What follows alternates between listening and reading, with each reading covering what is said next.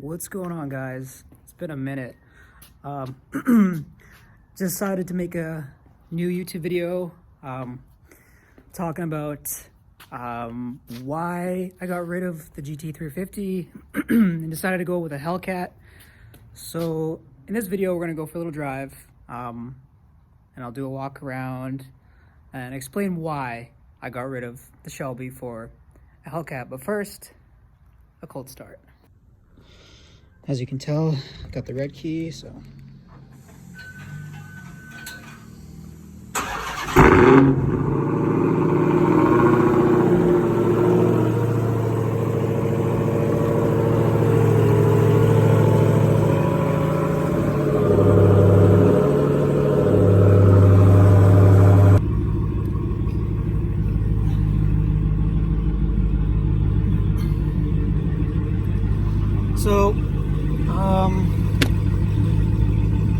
So a lot of you guys were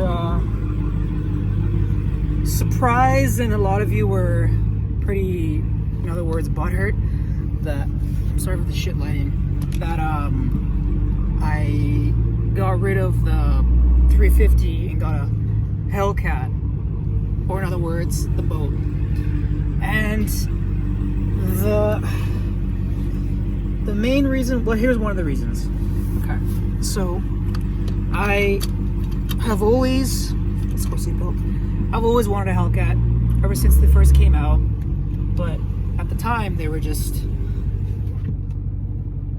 unattainable for price wise, and yeah, it just wasn't feasible, right? And I had the Shelby, and I'd just gotten the Shelby, so I had really no other choice, right?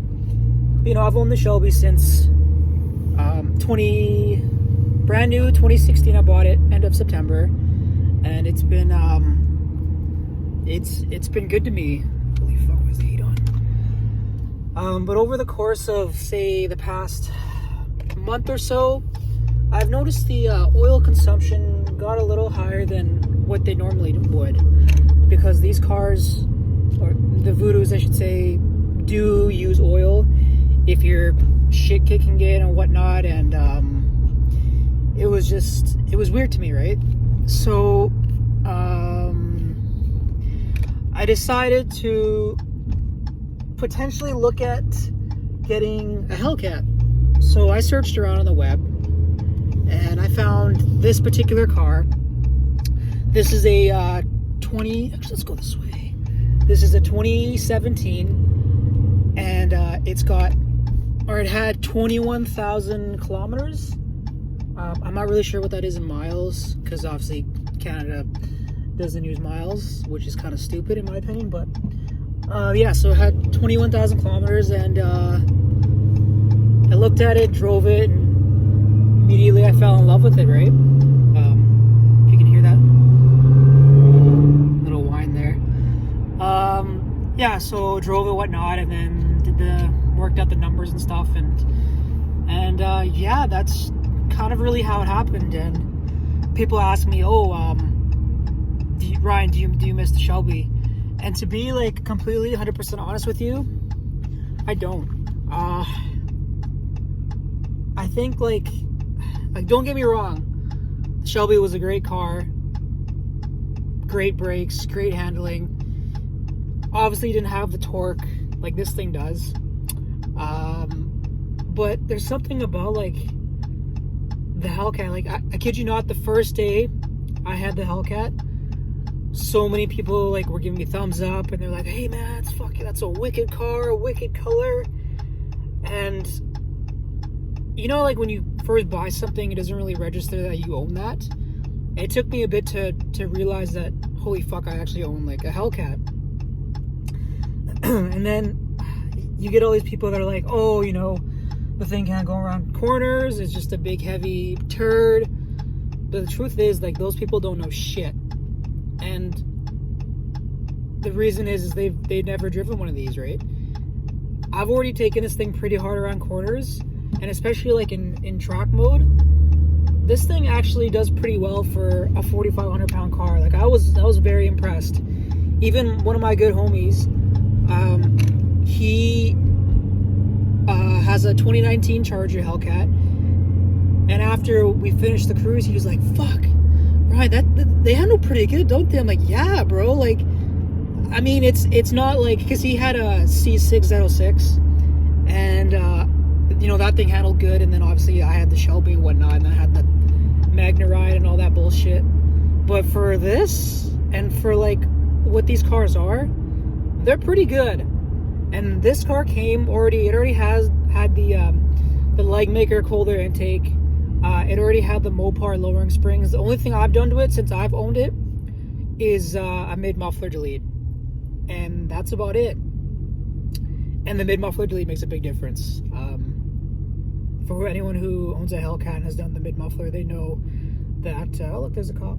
Know that the mid-muffler delete makes the bitch really loud. So, yeah. And another reason that got me hooked on a Hellcat binge recently was, of course, my buddy Lucas. He got his Hellcat last year. Then, of course, my buddy Gary, I just told you about, he got his and he let me drive it. And I was like, fuck, I want one now. And then that's just how it started, right? But overall, like, I'm honestly super happy with the car. You know, I've already, you know, I've put a lot of miles on it in the past month.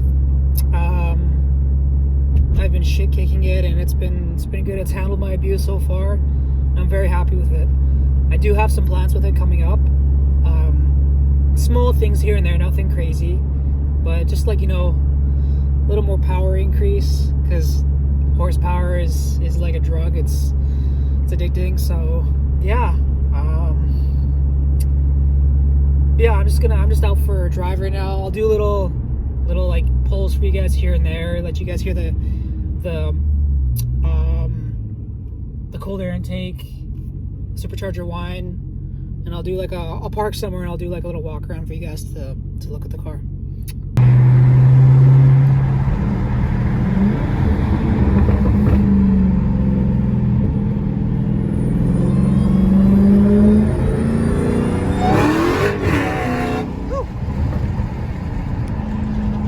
Almost dropped my phone there. God damn.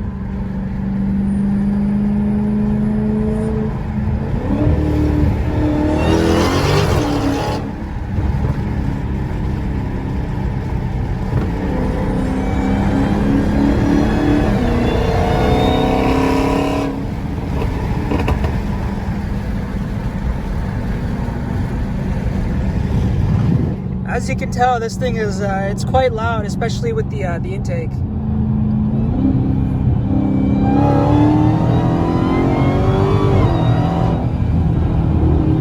See, she pulls pretty good. That was just a little third gear.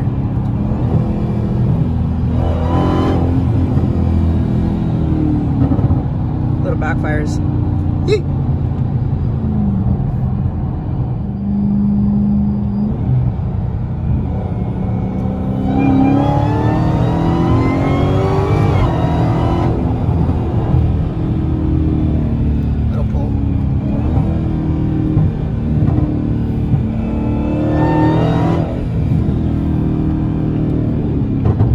Backfires.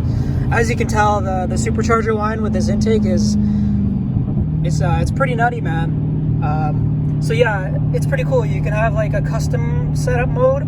So right now I have it in, obviously, holy fuck, you have to use the dirty ass screen, and my shitty ass filming. I need a fucking phone holder. This is like poor man's job right here. Yeah, so I have it in obviously 700 horsepower, track transmission, paddles on, traction in sport, and suspension in street, which is the softest setting. This thing in track mode is very stiff, so I prefer to have it in street mode unless I'm, you know, ripping up some corners. Then I'll put it in track mode. Okay, so we're getting to a tunnel, so let's roll the window down.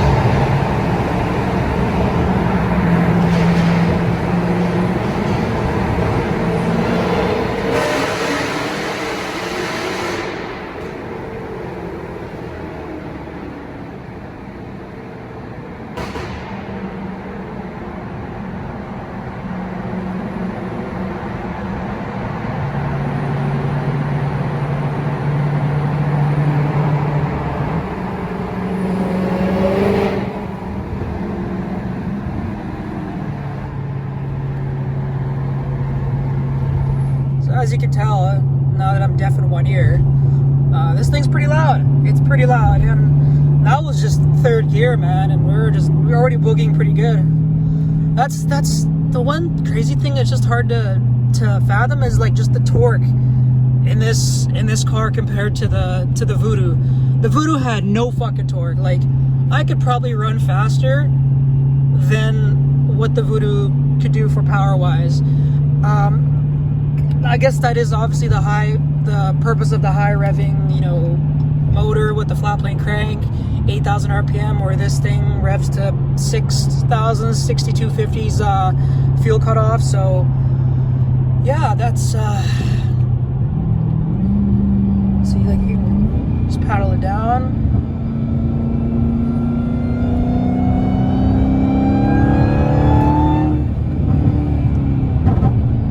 More backfires from the exhaust. Honestly, this car is just so much fun, and like it's just so easy to drive. Like, it's okay. Here's another thing that people keep asking me. Actually, you know what? I'm gonna stop this for a second. I'm gonna flip the camera so you guys can see me talking. Okay. So as I was saying, a lot of people ask me, it's like, Ryan, why didn't you get a 6-speed manual Hellcat? And I'm like, why? Have you driven the 8-speed? No, they say. I'm like, exactly.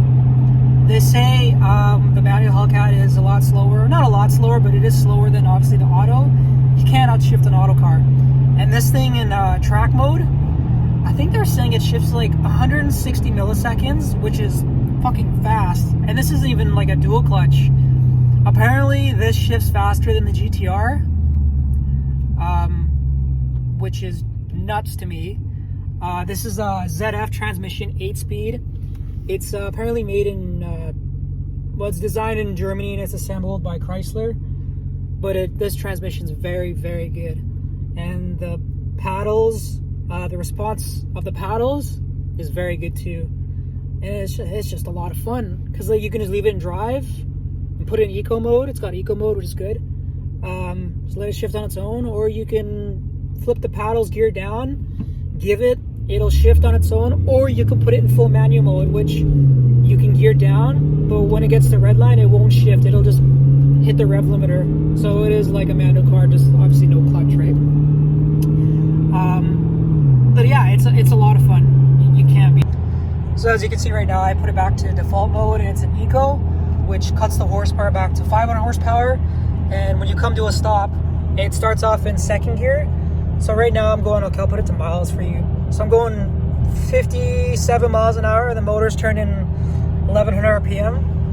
So to be honest, the highway mileage is actually very good on this. But obviously, if you're beating the shit out of it, this thing will drink the fuel like a fucking alcoholic. So, but I mean, that's the price you pay for having a 700 horsepower big ass car that you're just constantly doing pulls in, right? So. But the thing with, like, you know what, I'm gonna flip the camera one more time. Okay, so what was I saying? So the crazy thing about this car is that it's like Dr. Jekyll and Mr. Hyde. It can be super docile and chill and just like a normal everyday car, or it can just be like a bat out of hell, like crazy, wild, burnouts, going sideways, and all that shit. Like, it's basically two different cars. The Shelby, here's the thing with the Shelby, it's a track car that you can drive on the street. Like this, you can go in, take it to go get groceries, and you could you can go anywhere with it, and it doesn't really exhaust you driving it because it's so easy, and the auto is so nice too, right? It's just, yeah, it's just one of those things that I think Dodge did a really good job with these cars. And that's not me being biased towards the Hellcat. I'm genuinely saying that this is a very good GT car. What are you looking at? Lady was staring at me. It's phenomenal. I'm actually gonna pull over somewhere and then I'll just do like a quick little walk around of the car, and then I think I'm gonna call it for this video because it's just me blabbering on, talking a bunch of shit. So yeah. All right, guys. So I pulled over on the side here, and this is the kitty. Color is Destroyer Gray. For those who don't know what the color is, it's not Nordo Gray. It's Destroy Her Gray.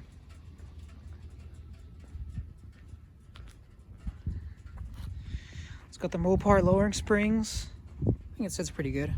Might want to drop the back just a bit, but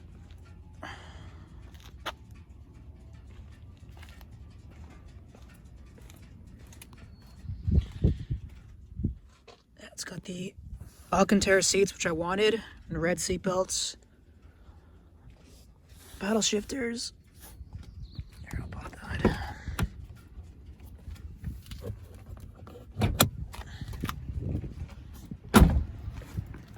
As you can tell, it's got the hood pins, which is good if you're doing over 55 mile an hour pulls, because, you know, we don't speed here.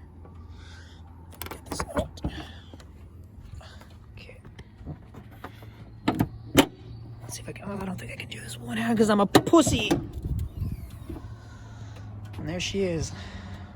So, leg maker intake. This is real carbon fiber, which is cool. It's got the rain guard so it doesn't get soaked. I'm thinking of getting a, I'm actually not thinking, I'm gonna get a catch can. And yeah, that's supercharged, 6.2. You all know that. Pretty cool. Alright guys, I'm gonna go ahead and end it for this video. Drop something in the comments saying what you guys want me to make. Like, I've asked this so many times, it's just, I don't know, Q&A, more POVs. If it is, I gotta get a proper GoPro, because the one I have is a piece, like it's old as fuck. Yeah, drop a sub if you guys want to see more videos, and I appreciate everyone who gave me the support on the Hellcat, and they said, you know, we're not just following you because of the car. They like me as a person, which I very much appreciate. So appreciate all the love, and I'm gonna try my best to make some half-ass decent content for you guys. So don't forget to sub, drop a like for the Hell Pussy, and I'll catch you in the next one.